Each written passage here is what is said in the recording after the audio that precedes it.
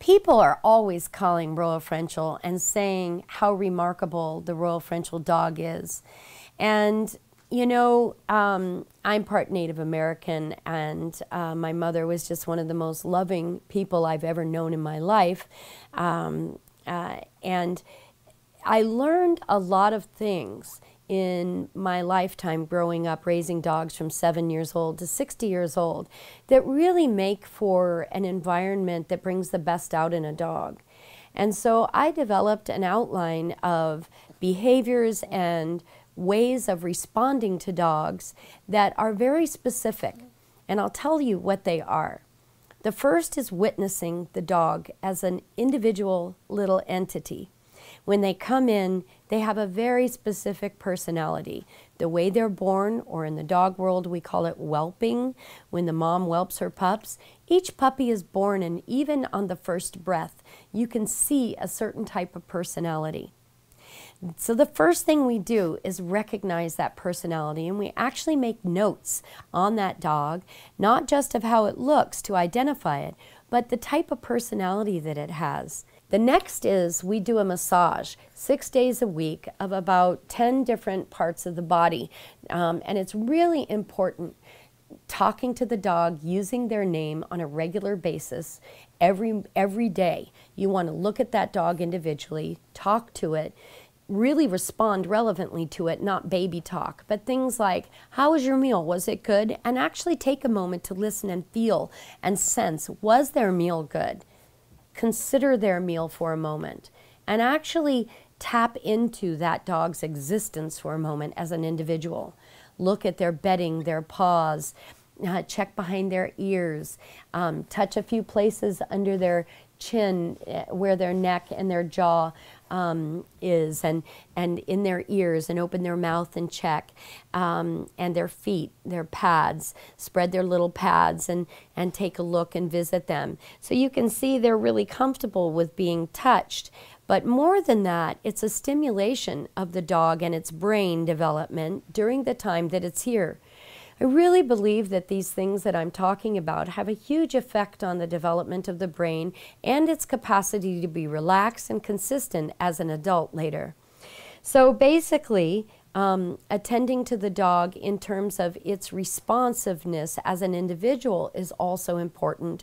We allow a dog to talk, but we don't allow them to harassment bark, and that distinction is made very, very specifically.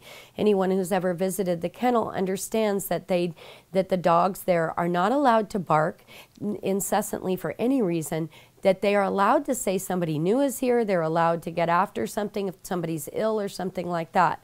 But that's about it.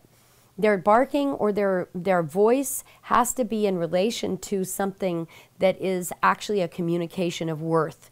And we all have interest in that sort of thing. It's really taken a while to train people to this type of attention to an animal, to actually regard it as another species with a full brain and full capacity, and that actually be aware that we don't know that dog and its language. And there's an awful lot of mystery involved in knowing an animal and knowing a dog because of the lack of that communication ability.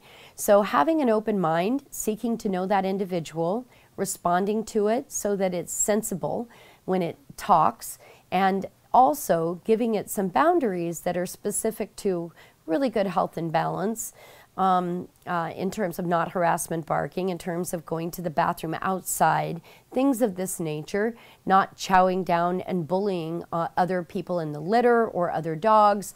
These things are very specific to their environment at Royal Frenchel. The next thing is we do, the massage continues. It goes down to the chest, the arms, the back, the legs, the belly, and again, all the while having an interest in the dog, not doing something to the dog, but doing something with the dog, just like you would a toddler, caring for that toddler and loving it for a few minutes. The next thing we do is we create a time of treats, and treats is when every dog's name is called. They are allowed to get a treat by the calling of their name. They're not allowed to steal anybody else's food. They're not allowed to jump in and overtake another dog. And we have dogs as small as 3 pounds that are Chihuahuas, and as large as 35 pounds that are a mix of another breed of a dog, for instance, that I brought in. We actually have a dog that's 200 pounds. It's a Mastiff as well. So basically what we do is we call the dog's name. Every dog learns to be able to receive a treat in the presence of other dogs. And so the manners around other dogs are really, really high. The next thing that we do, and no bullying, and the next thing we do is we help Royals to learn how to support each other well. It's very, very common for a whelping mother of a Royal Frenchel litter to share with her sisters or cousins and the care of that litter when the litter gets 2 or 3 weeks old. Many times the mom will leave and one of the aunties will jump in and take over during that time. It's really common.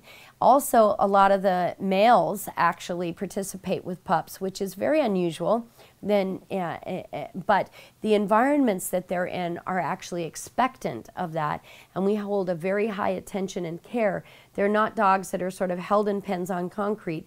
These are dogs that have livability. They're inside, outside, in a kitchen, out on grass. You see the pictures of Royal Frenchels are at a friend's place that has beautiful land, and they're frequently running on that adjoining land and so on.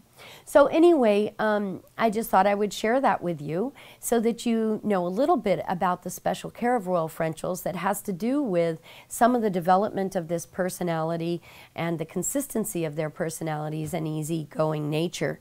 Along with their genetics, they do receive a very special bundle or package of care items that makes a big difference to Royals.